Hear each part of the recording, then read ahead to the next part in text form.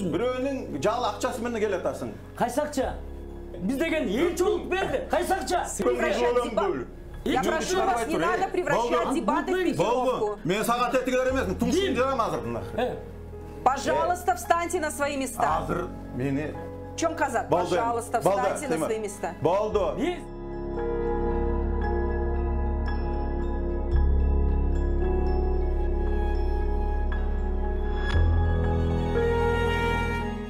Bizde şarkıda 200 заводтуна менчиктештирип алган баарын сыздаткан 22 миллион сом карыз.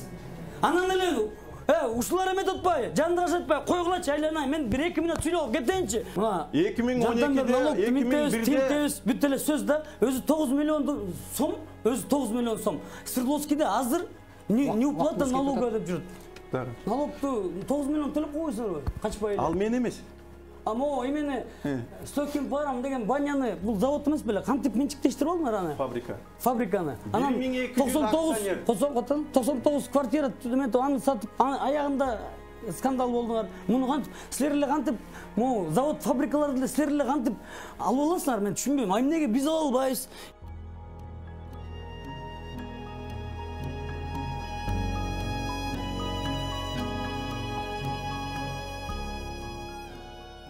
Биринчиден мен менчиктештирген жокмун.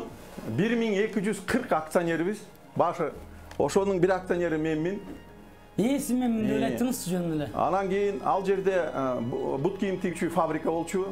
Андан кийин 92-жылы аны Бистайл деген бут кийимчи фабрика, бул Аю деген компанияга 100% тиешеси бар.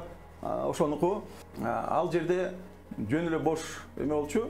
1240 акционер, жөнөкөй адамдар. Мен ошонун жерден акционерлердин 1200-дүн бирисимин.